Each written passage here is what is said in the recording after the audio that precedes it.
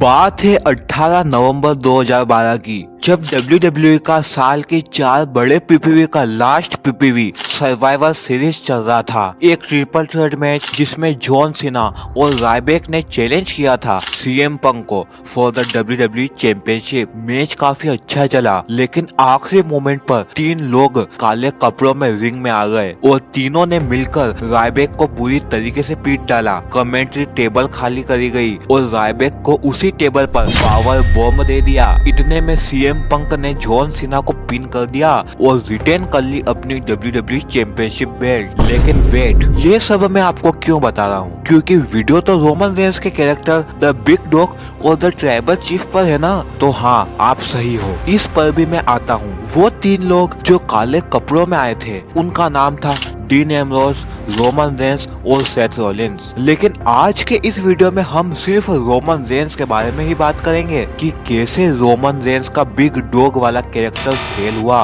और कैसे the tribal chief वाला कैरेक्टर WWE का किंग यानी राजा बना। तो बने रहे वीडियो के एंड तक।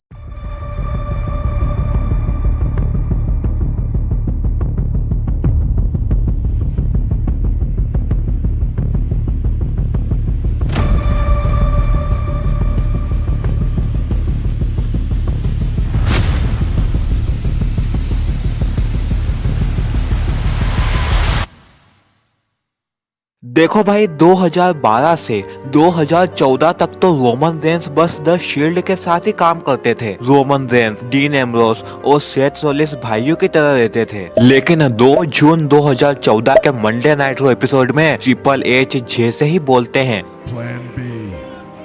There's always a Plan B. वैसे ही सेथ रॉलिंस अपने शील्ड भाइयों पर हील टर्न कर देते हैं और यहाँ द शील्ड का एंड देखने को मिलता है। रोमन रेंस ने इसके बाद अपना सिंगल्स WWE रन देना शुरू किया।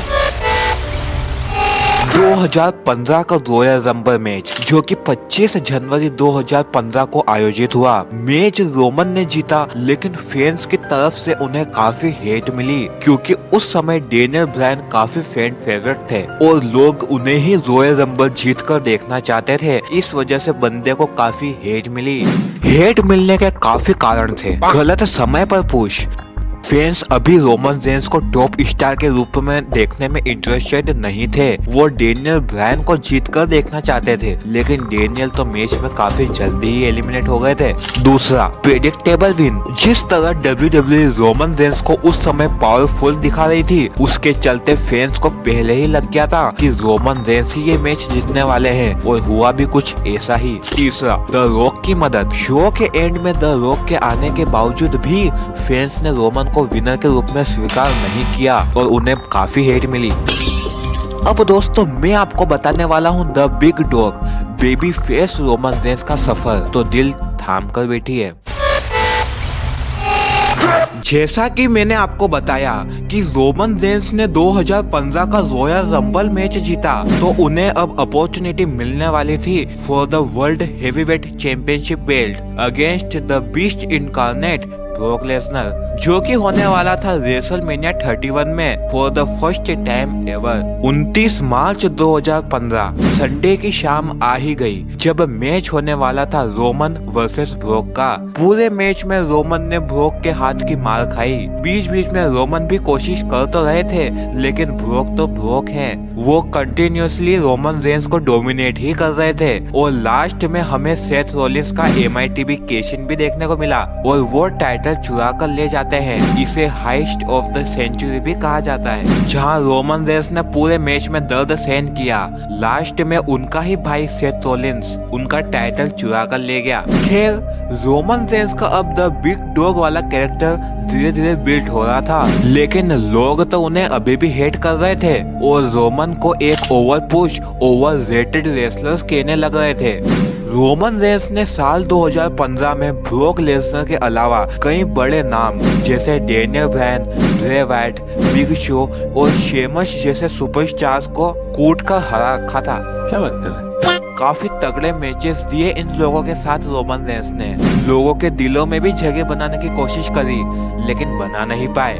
बिग शो को एक्सट्रीम रूल्स में और ब्रे वाइट को हेल इन अ सेल में हराने के बाद रोमन ने सर्वाइवर सीरीज जो कि 22 नवंबर 2015 को होने वाला था, यहाँ अपने ही द शील्ड के पुराने मेंबर डीन एम्ब्रोस के अगेंस्ट एक WWE world heavyweight championship match में उन्हें लड़ना था, जिस मैच में भी रोमन को जीत ही मिली। लेकिन शेमस ने अपना MITB कैश इन कर लिया और रोमन को पिन करके हरा दिया और बन गए new WWE world heavyweight champion. WrestleMania में सेथ रॉलिंस की वजह से रोमन चैंपियन नहीं बन पाए, वहीं सर्वाइवर सीरीज में चैंपियन बने तो भी कुछ मिनटों के लिए। लेकिन बंदा यहाँ नहीं रुका। 14 दिसंबर 2015 के मंडे नाइट रो एपिसोड में उसी शेमस को मैच के लिए चैलेंज किया और हरा भी दिया। फिर रोमन वापस बन गए वर्ल्ड हेवीवेट चैंपियन। लेकिन फैंस अभी भी रोमन को नापसंद ही कर रहे थे।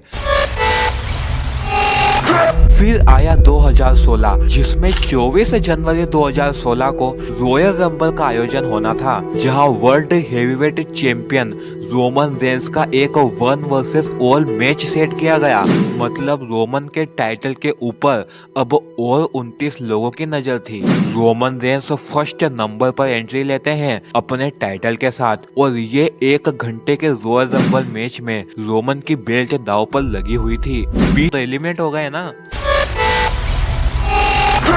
रोमन और ट्रिपल एच के बीच टेंशन बढ़ती जा रही थी। इसी के चलते दोनों सुपरस्टार्स का मैच रेसलमेनिया 32 में सेट किया गया for the world heavyweight championship belt. ये बेल्ट उस समय ट्रिपल एच के पास था क्योंकि रॉयल रंबल 2016 का मैच उन्होंने जीता था। 3 अप्रैल 2016 की शाम आ ही गई, जहां होने वाला था रेसलमेनिया 32, जिसमें मैच था Roman Reigns versus triple H. काफी बढ़िया मैच चला। ये मैच देखने उस समय 1 लाख से भी ज्यादा लोग स्टेडियम में आए थे।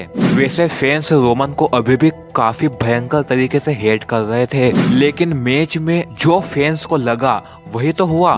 रोमन रेंस ये मैच जीत गए और ट्रिपल एच को हराकर बन गए न्यू वर्ल्ड हेवीवेट चैंपियन। लेकिन फैंस कहाँ खुश थे, वो तो इस बिग डॉग वाले रोमन रेंस को अभी भी पसंद नहीं कर रहे थे। आप लोग सोच रहे होंगे कि जब रोमन को इतनी नफरत मिली तो भी 2015 की स्टार्टिंग से मिड 2016 तक WWE वाले उन्हें पुश देना रोक क्यों नहीं रहे हैं, तो आप गलत हो। 19 जून 2016 को money in the bank pay per view में रोमन रेंस, जो कि रेसलमेनिया में ट्रिपल एच को हराकर वर्ल्ड हेवीवेट चैंपियन बने थे, आज उनका मैच था उन्हीं के शील्ड ब्रदर सेथ रॉलिंस के साथ, जहां दोनों रेसलर्स काफी बढ़िया मैच देते हैं। और एक खास बात, 18 नवंबर 2012 से लेकर 18 जून 2016 तक रोमन रेंस को किसी ने भी क्लियर तरीके से पिन करके नहीं हराया था। लेकिन आज 19 जून 2016 की शाम सेथ रॉलिंस ने रोमन रेंस को क्लियर तरीके से पिन करके हराया और जीत लिया वर्ल्ड हेवीवेट टाइटल। लेकिन कुछ ही मिनटों में डीन एम्ब्रोस वहां पर आ गए अपना MITB ब्रीफकेस लेकर और कैश इन करके बन गए वो न्यू वर्ल्ड हेवीवेट चैंपियन। जो चीज रोमन के साथ सर्वाइवर सीरीज 2015 में हुई थी, वही चीज 2016 के मनी इन द बैंक में सेथ रॉलिंस के साथ हुई। एक समय पर द शील्ड नामक टीम में एक साथ काम करने वाले 3 भाई रोमन रेंस, सेथ रॉलिंस और डीन एम्ब्रोस आज एक दूसरे के खून के प्यासे बन चुके थे और दूसरी तरफ फैंस रोमन के टाइटल हारने के बाद जश्न मना रहे थे। अगले महीने 24 जुलाई 2016 को बैटल ग्राउंड नामक पेपर व्यू में तीनों शील्ड भाई एक मैच में कम्पीट करने वाले थे for the WWE world heavyweight championship, जहां चैंपियन थे डीन एम्ब्रोस। मैच में काफी अच्छी स्टोरी टेलिंग देखने को मिली। लास्ट में एम्ब्रोस ने अपना फिनिशर लगाकर रोमन को पिन किया और रिटेन कर ली अपनी WWE world heavyweight championship belt. इसके अगले दिन यानी 25 जुलाई 2016 को रोमन रेंस का मैच फिन बेलर के अगेंस्ट हुआ मंडे नाइट रो एपिसोड में। इस मैच में फिन बेलर WWE के दूसरे ऐसे सुपरस्टार बने जिसने the big dog Roman Reigns को क्लियर तरीके से पिन करके हराया। आप मानोगे नहीं, फैंस उस समय रोमन को इतनी नफरत करते थे कि मैच के बीच में ही लोग पोस्टर लेके घूम रहे थे कि स्टॉप पुशिंग रोमन रेंस। क्या बात कर रहे हैं? फिर रोमन ने 2016 में कुछ बड़े रेसलर्स जैसे एजे स्टाइल्स जिन्हें पेबैक और एक्सट्रीम रूल्स में हराया, ब्रॉक लेसनर और डीन एम्ब्रोस जिन्हें फास्ट लेन में हराया और WWE की वेलनेस पॉलिसी का उल्लंघन करने हेतु 30 दिन के लिए सस्पेंड भी किया गया। और हाँ, क्लैश ऑफ चैंपियंस 2016 में रोमन ने पहली बार यूनाइटेड स्टेट्स चैंपियनशिप बेल्ट पर भी कब्जा किया था, जिसमें उन्होंने रूसेव को हराया था और ये टाइटल रेन उनका 106 दिन तक चला था। 2017 में तो रोमन रेंस ने कई बड़े मैचों में भाग लिया, कई बड़े सुपरस्टार के साथ मैच और कई बड़े सुपरस्टार्स को तो हार का सामना कराया। 2017 के रॉयल रंबल मैच में हमें कई WWE के दिग्गज कुश्तीबाज देखने को मिले। ब्रॉक लेसनर को एलिमिनेट किया गोल्डबर्ग ने, फिर भारी पड़ गया जब उन्होंने दी अंडरटेकर को ही एलिमिनेट कर दिया, तो फैंस ये देखकर हक्के बक्के रह गए क्योंकि सब द अंडरटेकर को ये मैच जीतकर देखना चाहते थे। फैंस वैसे ही रोमन से नफरत करते थे और इस हरकत के बाद तो फैंस का गुस्सा सातवें आसमान पर था। उनकी आंखों में रोमन के खिलाफ बदले की भावना आ चुकी थी। जब 6 मार्च 2017 के मंडे नाइट रो एपिसोड में रोमन रेंस और दी अंडरटेकर फिर से फेस टू फेस सामने आए और अंडरटेकर ने अपने रॉयल रंबल मैच का बदला रोमन रेंस के ऊपर एक चोक स्लैम मारकर निकाला। फिर दोनों सुपरस्टार्स का रेसलमेनिया 33 में एक no holds barred match set किया गया।